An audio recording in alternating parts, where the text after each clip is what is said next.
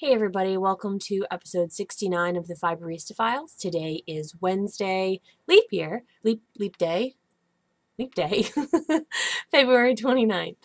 All right, I have no show notes, so I hope you're going to bear with me. This is going to be kind of a short episode. It's already almost 8 o'clock at night. I'm exhausted, so sorry for the lower energy edition. Let's get started. All right, week in review. Last week I recorded with my friend Katie, who was here. She mentioned that she had not been feeling well, that Ralph had made a reappearance. We thought at first, I guess, that she had eaten some bad lasagna, but no, turns out she had the stomach flu and hung out at my apartment all afternoon.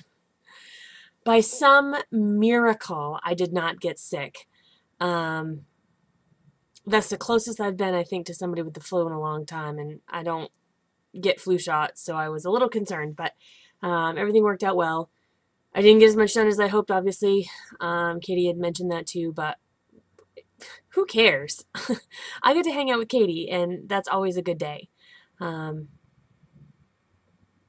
Hopefully in the next couple of weeks I'll get to see her a little bit more, so there's got to be a plus side to her job situation, and I'm hoping that that's it. So that was Wednesday, and then the end of the week I went home. I went north. It was still technically vacation, which I had drama and whatnot, but I had Friday off, so I went home Thursday afternoon, went north, and spent the weekend up home. Friday night, the mountains got blasted with like 10 inches of snow overnight. Like, I went to bed and it wasn't snowing. I got up, the sun was shining, but we all of a sudden had 10 inches of snow on the ground. Like, it must have just dumped on us overnight. Luckily, there was no big winds, there was no power outage, but it was definitely some snowblowing that had to be done in the morning. The dog was terribly excited. But the roads weren't terribly bad, and the weather reports had all said that the northern Maine had gotten much more snow than southern Maine, and so we decided to get in the car and travel down to SPA, which is the New England Textile Association's retreat that they hold every year in Freeport, Maine, at the, I can't remember the name of the hotel now. Anyways, the SPA event is one that happens every year. I did apply to be a vendor this year, but my application wasn't accepted. And from talking to a couple other vendors that I know and hang out with, it's never a sure thing any year. It's not like once you get in, you're good. So several other people I had spoken to did not get in their first year. So there was that. But I go as a consumer to hang out with people and have a good time. Wendy and Sheila from the Knit One Heart 2 podcast were there, and I will insert a picture here of the three of us together. We turned around, came around a corner, and there they were, and we all said, "Ah!" You know, that whole annoying thing of standing right in the middle of the alleyway so people couldn't walk around us, and we just annoyed everybody. But we were busy talking, and it was a good time. I saw my friend Tina as well. Tina was there. She actually stayed the whole weekend and participated in the whole event, so she looked fabulous. She was relaxed. She was rested. She looked fantastic, so that was great, and I did a little bit of shopping. But in my defense, these are places that I go to SPA, like I go to several other shows, to hang out with my friends, to see vendors that I haven't seen all winter, to catch up on people's lives, to see how everybody's going, to hug and be hugged, and to laugh and to have a good time. And when you're hanging out with your friends, you've got to buy something. That would just be rude if you didn't. So I buy some stuff, and I will show you that in grabby hands. I was very restrained, and I have learned the lesson that if I let my husband pick out yarn, it doesn't count. Like, he'll actually let me buy it without hearing anything. If I want to buy yarn, he's like, "Do you have money for that?" But if he wants something, he's like, "What can you make me out of this?" Excellent skill to have learned. So, and then I came back down here Sunday night, Monday night, and Tuesday night. I dealt with the trifecta of awesome Fiber Club orders. They all had to be braided. Sunday and Monday I had fiber still to dye. I'm just realizing now that none of them were labeled. How did I forget that detail? Not one of them is ball banded.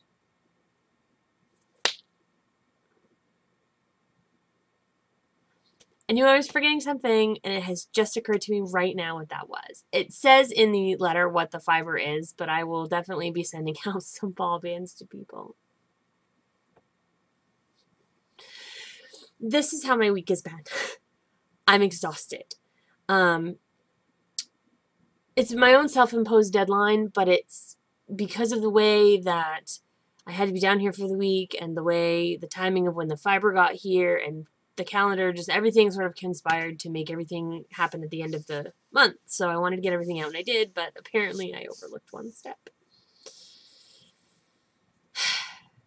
Anyway, so everybody who is a Trifecta of Awesome Fiber Club member, your fiber is in the mail. I did mail them from down here. I'll talk about my frustrations with that a little bit more in processes. We've gotten a little bit of bad news here in the state about that. But everything's done. They'll get their packages. It's just, I'd rather deal with my own personal post mistress than the ones down here. That brings us today. It's a busy day today. Wednesdays are a different schedule, so I don't get a break. I get just my 20 minutes of lunch, and that's my only chance to pee, get ready for the afternoon, eat my lunch, catch up on any correspondence, all that. So it's a very long day. They came home and tried to nap and couldn't. I am, if you'll excuse me for raging, I'm currently enthralled with the second of the Girl with the Dragon Tattoo series. This is The Girl Who Played with Fire. It took me about a year to actually start reading this book, and I read 498 pages in 3 days. Like, I love these books. Once you get into them, they're a little slow going, but then it just doesn't ever stop. Like, you keep learning stuff and you keep wanting to go. So I've been kind of hooked into that, which, as exhausted as I've been, I just kind of taken today off and sort of said I will deal with things tomorrow.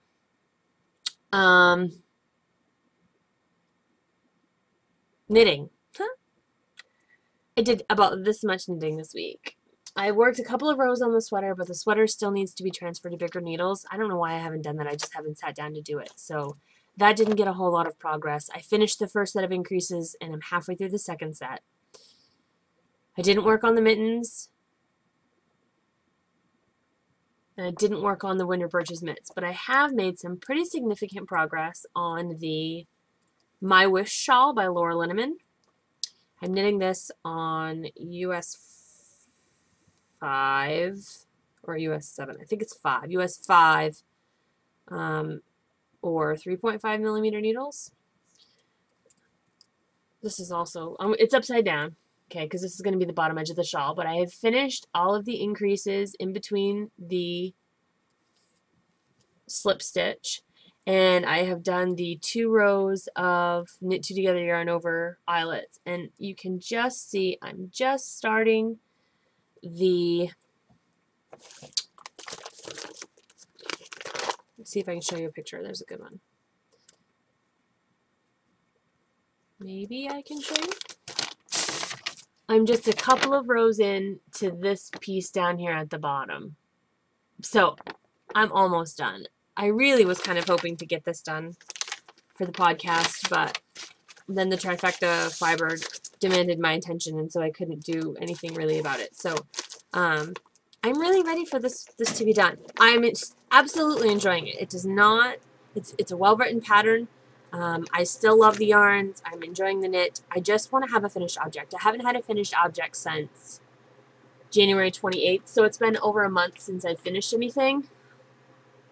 Just repeat that. It bears repeating. It's been over a month since I finished a knit object. And I have 3 almost done single socks. I have 25% left to do on my Cthulhu mitten, so I've got half of a mitten left. That little bit of the My Wish to do, and then I'm 90% done my Even Star. I'm on the edging, which I haven't picked up in several weeks.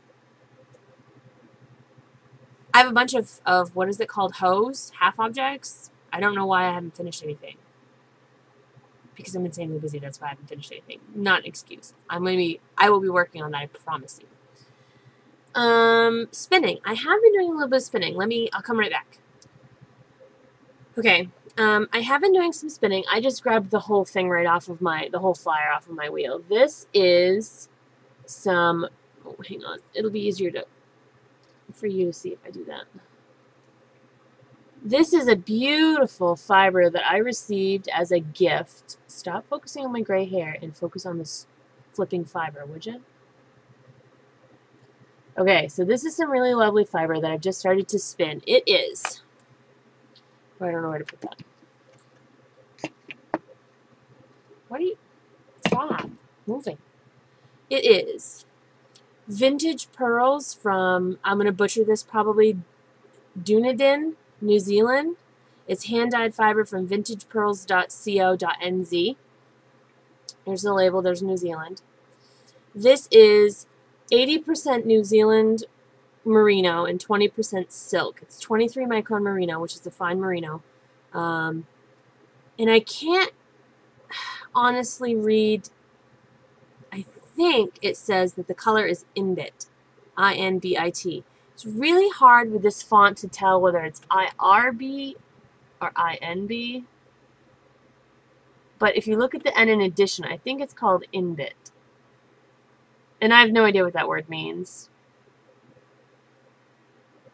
Don't even know if that's a capital L or a capital I, but I'm assuming it's an I because it needs a vowel there. But anyway, this is what the fiber looks like. I have divided it up. I got 50 grams, so it's just under 2 ounces. Here's the fiber. Beautiful blues and a dusky mauve with some blended areas in between. Really gorgeous. And all I did was I divided the fiber into equal parts and I split it. I didn't draft it. I split it so that the colors would stay nice and dense. And I'm trying to get one of these done today. I did not get any done yesterday. Yesterday was when I was actually printing the shipping labels and all that stuff. But I've been doing okay. I'm trying to just get something done spinning-wise every day. There's only 2 ounces of that. I'm going to do a straight 2-ply. I was talking with my husband about SSK coming up in June, and it occurred to me that I'm of Swedish ancestry, and I burn sitting in front of a window. And there's no way this poor little Maine white girl can go to Tennessee without tanning first. I will crispify. I will get blistery, burn. It would just be gross. Nobody wants to see that. Least of all me. So it occurred to me, like a light bulb, that I'm going to have to go tanning before I go to SSK. And so, not really tangential, because here's my point. I'm going to be spinning up some of my fiber stash and selling it as hand spun in order to finance the tanning. Just because I don't really want to use business money for that, and my personal fiber stash is stuff that I bought with my own money. So I'm just going to try and make a little money to make that a little bit, you know, and perhaps if I get really productive, I'll earn some spending money for SSK too. So I'm going to be selling some of my hand spun, so hopefully that'll be coming up too. And I am still doing the fiber study, which has made no progress in the past week. Sorry. Someday I'm going to arrive at that mythical place where people really have enough time to do what they need to do in a day. And I'm not going to get distracted by books or an exhaustion, and I'm just going to be able to get everything done. Someday it's going to happen. All right, sorry, I'm like sinking down in my chair as I go through here. So, knitting, spinning, dye pots. The main thing that I dyed the rest of this week was the Trifecta of Awesome Fiber Club, which I can't show you yet because I just mailed it out today. Next week, I will be able to show you what the colorway is and explain the colorway and do all of that. By then, most people should have received it. And I will give everybody a warning, so if you haven't received yours yet and you don't want to be spoiled, you don't have to be. I will be dyeing tomorrow, which means my shop update, the Highland Handmades shop update, will be happening Friday night instead of Thursday night. Normally my updates are Thursday. This week it's going to be delayed a day for Friday, which is going to mean two things. Number one, I have an additional dye day and a half because I am not going to school on Friday. I have a doctor's appointment in the morning and I'm taking the day. My kids are going on a field trip. I don't need to go for that. So I'm going to have all afternoon Thursday as soon as I get home from drama, so Thursday night, and I'll have Thursday night and all day Friday to dye. That will mean that I have some time to get some more stuff done. I was hoping to dye tonight, but I just didn't have the energy, so I sat very still. Does anybody else have that problem? Does anybody else just some days not have any energy? Maybe I'm deficient in a vitamin or something. I have to look into that. Anyway, so the shop update will be Friday night at 5 p.m. Eastern Standard Time. Early enough for the internationals to get a chance. Friday, so it's a different day. That's when my update's going to be. It will mean that the update will be happening after the Fiber Nymph update. So go get your goodies from Lisa and then come over to me. So those of you who don't get an opportunity to get what you want, maybe you'll get a second chance with my stuff and you'll be able to score something. Mommy needs yarn. I might be looking at you. Anyway, I am going to have some old appliances in Polworth. I'm hoping to do a double dye lot of that, so there'll be 6 braids available. I have, I think, 2 people who've asked me for it, so 4 of those will be available just for grabs. And I'm going to have, I have a couple custom orders of it in yarn as well. So there'll be more old appliances. You guys keep asking for it. I'm going to keep on dyeing it. As well as some really magnificent BFL silk. A while back, I dyed up Ultraviolet and Tiger Lily in a limited run colorway, which was 75% mixed BFL that had been combed really, had been very blended. So instead of chunks of light and dark, it's very all over uniform sort of color. And that was combed with 25% silk. It's gorgeous. You get a lot of depth of color because of the black and white BFL, black and ecru. And then you also get an additional color of variation because the silk takes the dye differently than the wool does. Absolutely gorgeous stuff. I'm so glad they brought it back. I bought, I think, 3 pounds or 5 pounds. So I'll be doing Ultraviolet again. I'll be doing Tiger Lily again. And I'll probably come up with some other colorways as well. So be on the lookout for that. That's the plan. The pictures may not be great, especially if they're still wet, but I'm going to try my best to do the fiber tomorrow and the yarn Friday because the yarn looks the same wet as dry, whereas the fiber looks a little bit like catgut. So that's the plan. You won't probably have a huge advance notice before the shop update goes live because it will be at 5 p.m. Eastern Standard Time, but I will have the pictures up before I do hit everything active. So you get a little bit of an opportunity, excuse me, to figure out what it is you want. So, okay. Growth. I got the trifecta orders out. Woo! That's all I've been concerned with lately. I'm so glad that that is away and aloft and I don't have to think about that anymore. This fiber was a new, well, it was a fiber anyway, and it's a little bit trickier than, it was a little bit more of a challenge than I'm used to dyeing. It just didn't behave quite like I wanted it to. So thankfully I had ordered some extras, so I was able to sort of successfully navigate the learning curve, and then it was fine from there on out, and I'm very pleased with the results. It's a labor of love, it really is. This theme is a good read, and my inspiration is my favorite book ever, and I just want everybody to love my book as much as I do. So I really tried hard to make something that you would find pleasing. So, like I said, I'll be able to show you pictures next week. So that's growth. Processes. The process that I told you last week, I'm going to bump 1 more week. It's just shipping containers. It requires a little bit of preparation that I didn't do tonight. I will do that next week. The process is that the state of Maine, United States Postal Service branch, and I don't know if Maine has a branch or what it is, it's regional, I don't know how it's organized, but the USPS has decided to close the processing plant in Hamden, Maine. Maine has 2 processing plants, one in Scarborough, which deals mostly with southern Maine, and one in Hamden, which deals with northern and eastern Maine. Down here in Goldsboro, my orders go to Scarborough, which is the processing facility that I don't like. It takes quite a while to get, it takes an additional day sometimes for stuff to get through there. I don't think they're as efficient. Last Christmas, when I sent stuff from down here, I sent a big order. Everybody's orders, their tracking was all messed up, and I was getting some really concerned emails.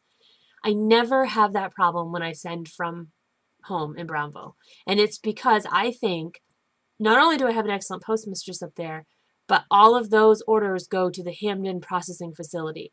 It's fast, it's efficient, it's a great facility. And there's actually, they're going to keep, I think, like 6 people. But they're losing, they're laying off like 187 or 183 people. I'm devastated by this. There's 3 things. There's 4 things. There's 4 pillars that I've built my business on. 1, education. That's with the podcast and with teaching people to spin. I try very hard to make fiber arts as accessible as possible. Number 2, great product. I think that stands for itself. Great prices is probably in there too. Great product at great prices. I try very hard to be competitive and to offer the very best stuff possible. Number 3 is fantastic customer service. If you talk to me, I will get back to you. Customer service is a big pet peeve of mine, and I try, forgive me, damned hard to make sure that I provide the very best customer service possible in this industry and in any industry, really. And number 4, fast shipping. I feel like one of my legs is being cut out from under me because I'm no longer going to have that remarkably fast shipping that everybody raves about. I can get stuff to Scotland in a week. That's pretty phenomenal. I don't know with this change to the Scarborough facility if that's going to happen. Maine's best senator, Olympia Snowe, who's been a senator for numbers of years, she is kind of a heavy hitter in Washington. She's a very big proponent of bipartisan non-political party politics, and has done amazing things for the state of Maine. She fought so hard to keep Hamden open, and she said, this is going to have a significant negative impact on the lives of people in northern and eastern Maine. And she's right. This is going to affect my business in a negative way. Am I 100% sure that's going to happen? No, but I'm 99.5% sure. Once all of the state of Maine's mailing has to go through the same facility, it's not going to be a good thing. Solution? There is none. There is no solution. I have no power here. I was very pleased that Olympia Snowe took time from her very busy Washington schedule to fight for our little processing facility here in northern Maine. She has all of my respect and love. But she's one voice, and the almighty dollar has many voices and is much stronger. So shame on you, United States Postal Service, for doing what's better for your bottom line and not what's best for your customers. Shame on you. We'll see what happens. I'm kind of hoping for like a last second miracle here and they'll keep it open. Know that I ship my orders out as fast as I humanly can, and I remain in contact, and I do check your packing, your delivery confirmations, and I hope to get you your stuff as quickly as I possibly can. So it's a bit of a bummer this week. Kind of sad about that. I'm not going to lie. Well, I'm just a bundle of fun, aren't I? So that's growth processes. What's left? Grabby hands? I told you I went to Spa. I told you I got some stuff. I bought things from my 2 favorite vendors that are at Spa every year, and one that my husband picked out from a new to me vendor, and it's actually going to be a test for something that I bought last week. So why don't I start with that one, actually. I bought a skein of sport weight yarn from the Woolen Rabbit. Excuse me, a little fiber and friendship from the mountains of New Hampshire. This is Pixie. It's an 8-ply sport weight yarn. It very much reminds me of the dye jobs of Malabrigo and Madtosh. It's 100% superwash merino, 274 yards, and the colorway is Forever in Blue Jeans. My husband really liked this color. He actually liked a bunch of colors. They had a really nice gray and a really nice dark green as well. But the blue one was his favorite. The Woolen Rabbit can be found at thewoolenrabbit.com. This is 274 yards. Now, I'm not sure that this is going to be able to knit a pair of socks for my husband. I'm going to try, because last week I bought a self-striping skein of sport weight yarn of the same amount of yardage from Fiber Nymph Dye Works update last week, and I'm hoping to knit a pair of socks for him out of that. So this one, which to be honest I care a little bit less about, I'm going to attempt to knit him a pair of socks. It's gorgeous, dark blues. Almost looks like it was kind of over dyed with black, so there's some black in there. It's really pretty. So it is, as I'm looking at it now, it's a cable plied yarn, which means if you look at the end of this here, I don't know if you can see, that there's actually 4 strands of 2-ply yarn. You're never going to see that. Oh, come on. Can't you just do what I want for once? There we go. There's 4 strands of 2-ply yarn all twisted together. So it's a literal 8-ply. There are 8 plies, and each ply has been twisted around one other. So it's a cable plied yarn. That should make it nice and durable. It should make it very durable, which is good because it doesn't have any nylon in it. So that's the first one I bought. That was $20 plus tax. The second one I bought is from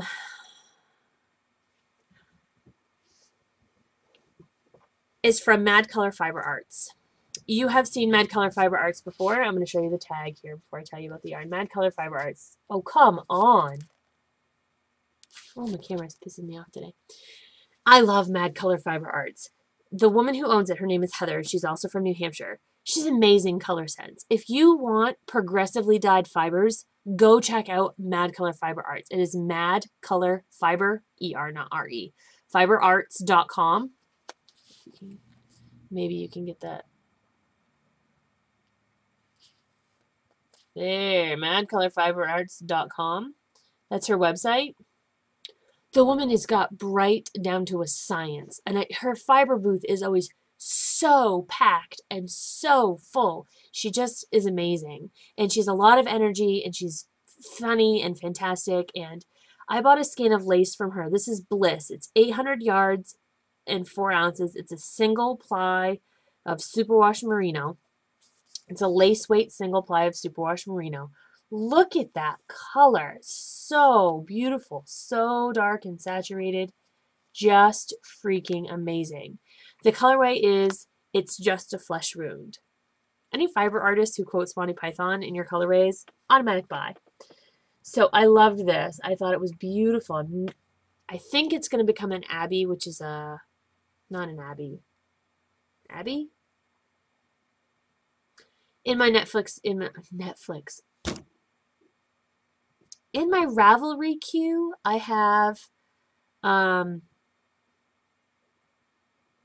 it's not really a cowl, wimple, whatever you want to call it. It's the cowl that can come up over as far as your head, made out of a single of silk. That's it's from Nitty Spin. Nitty, but the Nitty Spin section. And I think I might use this. I don't know. It's just gorgeous. I just love the color. So that I got from Mad Color Fiber Arts. And then I went and saw Josette as well. Josette is the owner of Enchanted Knoll Farm. Enchanted Knoll Farm is a perennial favorite of mine. I love Josette, and I love her stuff. I love her color sense. She gets blue and black and dark green. She just is amazing. My husband picked out this colorway. Again, I'm smartening up. It is hand-dyed top that is 65% superwash merino and 35% tussle silk. I was kind of a superwash merino slut this time. So, superwash merino and silk. Each braid is 2 ounces, and it's called the Bliss Base, but it does not have a colorway name. But it's this mustardy gold, a faded rose, a dusky blue, and then there's some almost like purpley spots in there as well. I loved the way the colors looked together, and I needed 4 ounces. It's so soft and smushy. It's amazing. I absolutely love Josette. She is a genius, I think, when it comes to color. So I got to hang out with Heather and Josette and buy some of their pretties, and then I bought something new as well from the Woolen Rabbit. So finally, I received a gift, and I plurked a few weeks ago. Just sort of a shout out to anybody who makes bags that I hadn't yet seen a Star Wars bag. I wanted a Star Wars project bag, and of course you can't find one. You can find tons of Doctor Who, but you can't find any Star Wars. And I fully admit to loving Star Wars. Not episodes 1, 2, and 3, but the original episodes 4, 5, and 6. So I had found some fabric that was for sale on Etsy, and I had linked it in my Plurk, and I said, somebody make me this, or buy, or something. Like, I really want a Star Wars project bag. Well, my friend Lori Bean, who so good to me, sends me Volumizah just for my birthday, just wonderful stuff. She actually bought some Star Wars fabric from this place on Etsy, Cutie Pie Craft Supply, which is cutiepie.craftsupply.etsy.com. She bought me Star Wars fabric. Look at that. That's the Millennium Falcon. That is, that's an X-Wing. This is a TIE fighter. It's just a regular TIE fighter because Darth Vader's has curlies on the ends, like it curves in. It's a prototype. So it's not his. Oh wait. Look, there it is. Look, ask and you should see it. Look, this one is Darth Vader's. It's his little ship. See how the wings are crooked? Yep. It's prototype. Anyway, Lori bought me fabric, which means I'm going to have to make myself a project bag. It's going to be a big bag because I want to show everybody this awesome fabric. It's a huge amount of fabric. I have no idea what Lori paid for it. It did not have a packing slip in there, but it's got to be at least a yard. It's got to be. It's huge.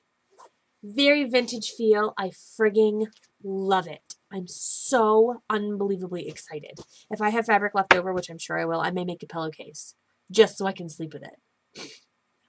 I'm so not kidding. Thank you very much, Lori Bean, and thank you, lady from Cutie Pie Craft Supply. Again, I don't know when I'll get to that, but very soon, I hope. So, that's all I have this week. I realize it's a much shorter episode. Maybe you'll appreciate that for once, since the last one was well over an hour. There will be some reveals from the Trifecta Fiber from the first shipment next week. So until next week, happy spinning and knitting, and thanks for tuning in.